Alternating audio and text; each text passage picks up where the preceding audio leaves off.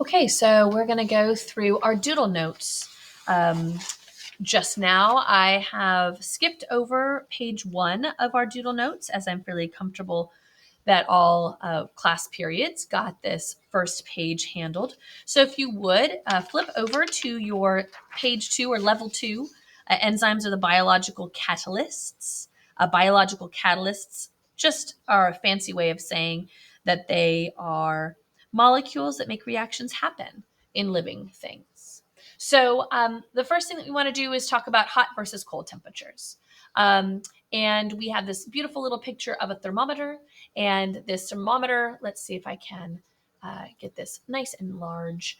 Our thermometer is indicating if it is hot or a warmer temperature, the molecules are moving around faster. And that means that we might have a higher reaction rate.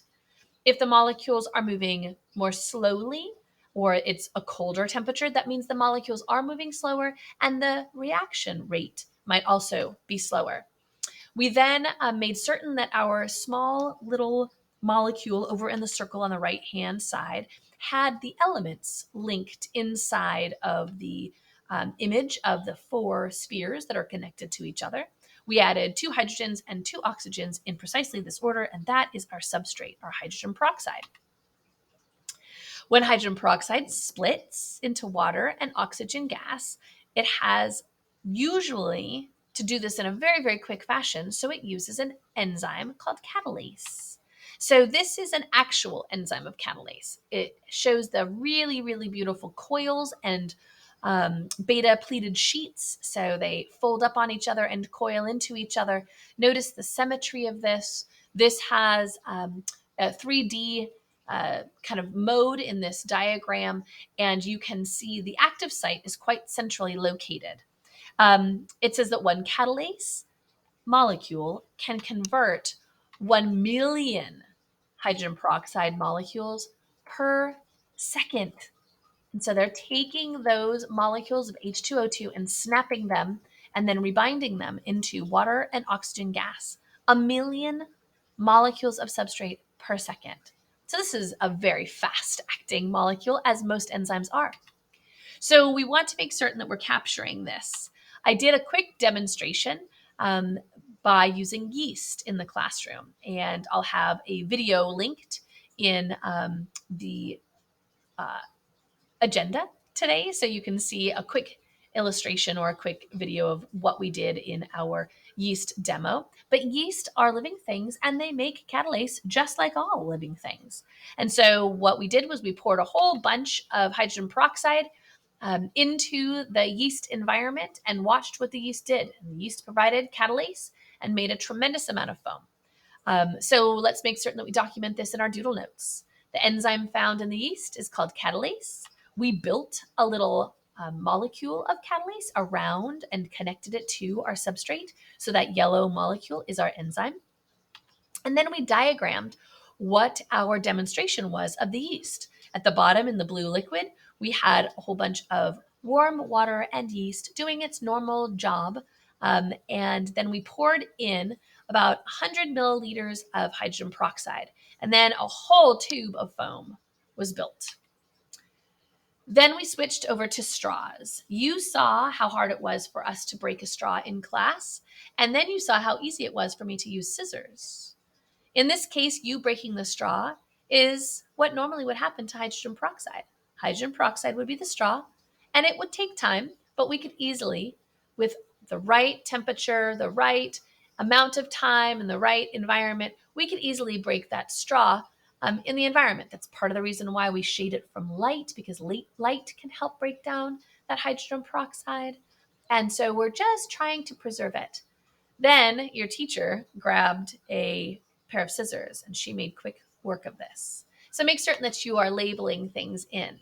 So activation energy with no enzyme helping, you'll actually see it takes lots of energy to do this difficult thing. It takes a long time and it's a fairly slow reaction. We also, when we use an enzyme, it is much, much quicker. It takes less energy and it speeds up the chemical reaction. So it can happen so much faster. We then made certain that we demonstrated this in text, so the bottom, and in our graphic. Let's Let's see if I can get this graphic to release. I cannot. So I'll go back to that graphic in just a moment. Let's remember the scissors are going to be our enzyme, and that blade of the scissors would be the active site. We filled this out on our first page. So let's take a look at the graphic. The graphic has the amount of energy increasing as you go up, and then you have your chemical reaction. This is when you have your enzyme and this is when you have your substrate or your entire whole straws. And then this is what's going to be made, small little half straws. If you have no enzyme helping, it takes a lot of energy. Look at how high that peak is. So that's with no enzyme. If I had an enzyme or a pair of scissors, I would easily just snip that little molecule and we would have our products. That happens quickly and it happens with less activation energy. Activation energy is the amount of energy we start with from the substrate that we have to add to make this reaction go. So if we're talking about a chemical reaction with no enzyme, we go from here all the way up for the activation energy. If we're looking at the chemical reaction with the enzyme, we start at the same place and we just go up a little bit and then boom, our chemical reaction happens. So then we had to go through a little bit more discussion. I asked you to make a beaded enzyme or a beaded protein a few days back, and you used a pipe cleaner and you used some beads, and everybody's was just a little bit different.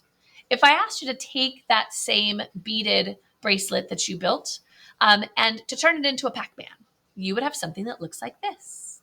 The active site would be right in what is Pac-Man's mouth. That's where it's going to hook to substrates. We're going to remind ourselves that in warmer temperatures, molecules are bumping around faster, and in colder temperatures, molecules move slower. And so we documented this on our third page of Doodle Notes. So if you look at the top left corner of our third page, we've got our cold environments, molecules moving slowly, reaction rates are slow.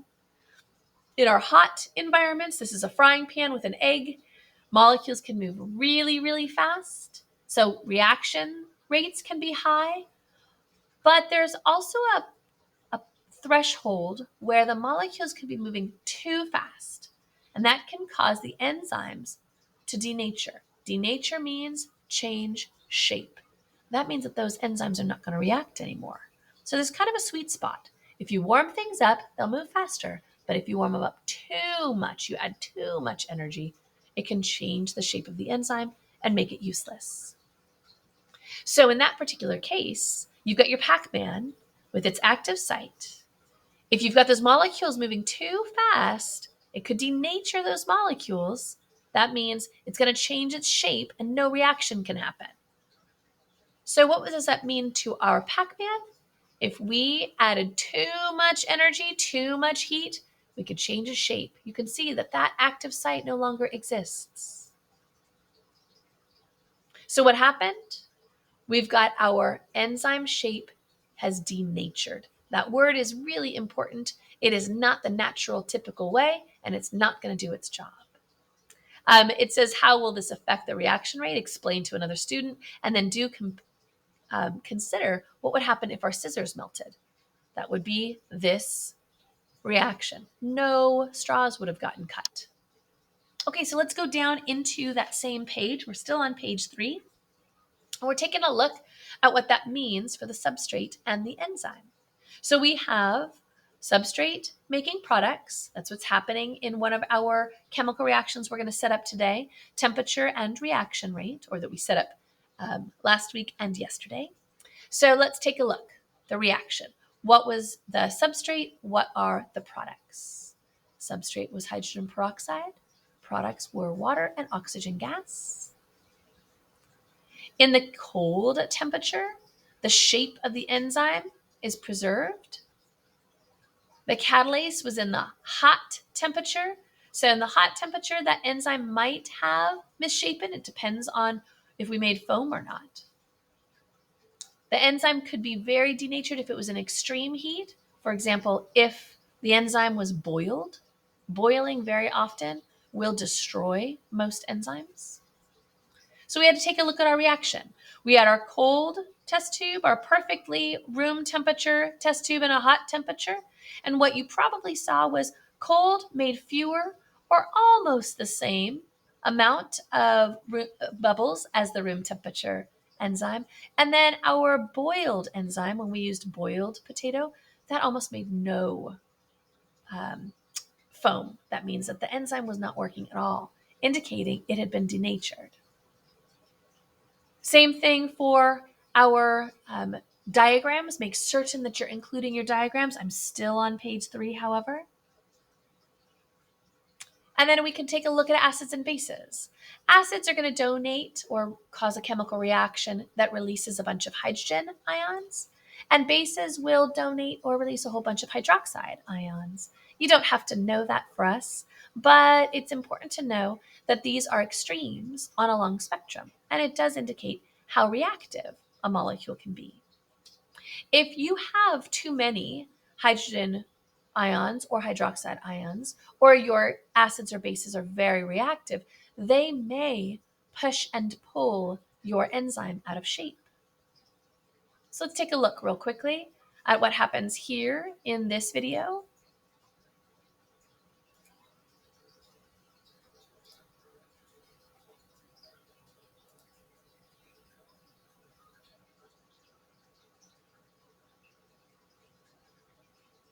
So I'm going to have to go ahead and talk you through this. We're doing this in a fume hood because the chemicals that are released with this reaction are very volatile and you do not want to breathe them. But you have 2 aluminum Coke cans, and we're going to put one of them with an acid and one of them with a very strong base. And you'll see what happens with each of the Coke cans. Acids and bases are very, very powerful, very similar to each other. You can see the chemical reaction is very violent on the left-hand side.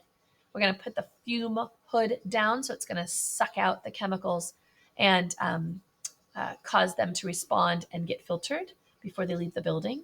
But you can see that aluminum is truly being ripped apart by the base and cooked over there by the acid. This is NaOH, sodium hydroxide, which is a strong base, and this is hydrochloric acid, which is an acid on the other side. Oh, they flipped the order. Acid, base on the right-hand side. You can see that it's eating away the chemical.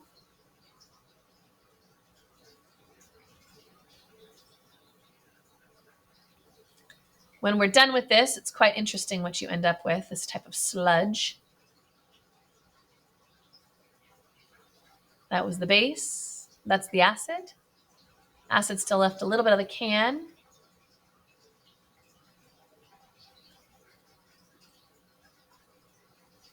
Okay.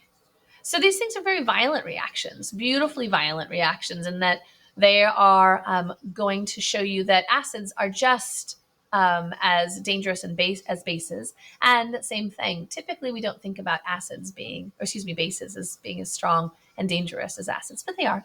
Again, just kind of a fun thing to look at. Let's go back to the bottom of our 3rd page. We've got acids, the perfect pH, and then a base. So ideally, what we'll see is the most amount of foam happening in the perfect pH. However, some enzymes really like working in acids, like the enzymes that work in your tummy, or the enzymes that work in your blood love this neutral pH, or in your intestines, they like a basic pH. So it really depends on what the enzyme is.